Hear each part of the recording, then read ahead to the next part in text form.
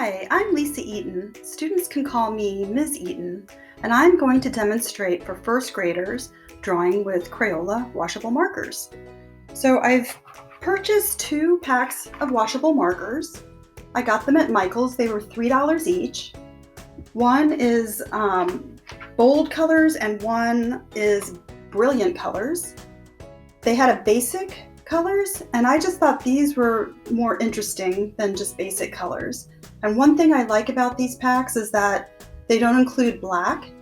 And sometimes with first graders, with black, things tend to get carried away. So I think it's better just to work with pure colors. So that's what we're going to work with today. And I want to show you the markers I have picked out. Out of those 10 packs, I picked 8 colors.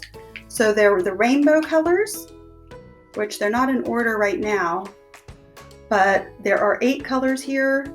And one thing I like about it is like there's 2 kinds of oranges, like a lighter orange and a darker orange. And there's 2 different types of green. There's a light green and a little like a lime green, which I think is really fun. And then I picked out 2 different kinds of blue, a light blue and a dark blue. And I did not pick out violet, but that's okay. We're going to have enough on the color spectrum on my demo. So I do want to show you the other markers that were in the pack. There's a green like this. Let me see if I can put it in front of the white. There's a brown. There's a really nice violet. I thought that was good. And there's like a fuchsia color. So they're really fun colors. And before I start on my board here, I just want to show what a marker looks like. So here's I'm going to put it up close, and you can see it's pointed. So you can get a wide line or a thin line. These are called broad line. This is why they're called broad line. So if you turn your marker over like this and draw like this, you can get a thin line. And if you turn it a little to the angle, you can get a wide line. And so I will demonstrate that. So where you're working, you don't have to have a piece of paper up on the wall like I do. I'm just doing this so you can see it in my video, but you can work on table space. And I just cut a piece of poster board in half, but you can work with white construction paper from Michael's. You could work on yellow or pink or light blue paper. It doesn't have to be white. I just chose poster board. Or if you wanted to work with watercolor paper, these markers could work on watercolor paper as well. So I'm going to start my demo, and I'm going to start with this dark color, the darkest red. And I'm going to start by just drawing a circle and then just filling it in. And that's one way that you can draw with Crayola markers. You can just draw a shape and fill it in. Another way you can fill in a shape is with dots. And I'm just using the thin, when I'm holding my marker upright.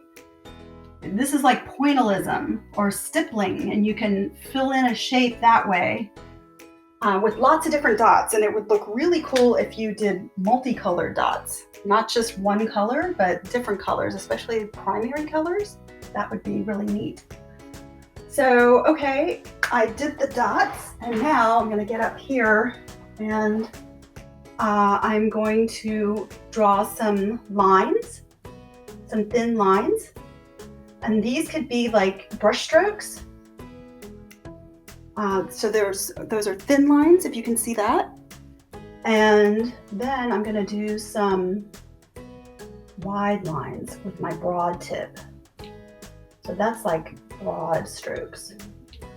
And then with my broad line, I'm going to do some wavy lines. And then I'm going to do some wavy lines with my thin side. So you can see what that is like. So I'm going to keep going down. I don't know if I'm going to get all the way through the rainbow, but I'm just going to go down and you can do the same thing on your piece of paper, and they go on, the markers go on really smooth. So I'm going on, I'm gonna do some wavy lines, wavy wide lines, and some wavy thin lines. So you can see where I'm going here. So if you do this on your paper all the way down, you will have the colors of the rainbow with all different styles of working with Crayola washable markers. You may not be able to see the yellow on the screen, but I'm working kind of fast. Oh, that I'll do thin. And anyway, you can see how this is going. I'm gonna go with green. So we go with green and the other green. I won't go all the way across there. Green, green. Ooh, am I missing one? Should I do? Oh, I forgot the orange. Oh well, we'll do blue and dark blue. And then I actually forgot I was supposed to put a light orange there, but that's okay. So if you demonstrate this on a piece of paper, you can have it for yourself to look at when you do your drawings. So I want to show you a drawing that I did earlier with these techniques. So it's like a landscape, and it has a pond, and it has some creatures in the pond. There's a deer grazing. Can you see this? Let me get this in there. So can you see the dots I put in the sun? Can you see the dots I put in the deer? And I did put some dots in the grass. I did a broad line here. I did a broad line there on the birch tree, and thin lines for the bark. And the leaves here, if you do a light color and then a dark color on top, that makes a really neat effect. I did thin lines and wide lines for the sky, like the sky was like a sunset. You can see some tadpoles in there. And there's a beaver's dam right there and a snake. So you can have a lot of fun. You could do your own scene. It doesn't have to be what I did here, but you know, it could be space, it could be planets, it could be whatever, your favorite place. There's some goslings in there.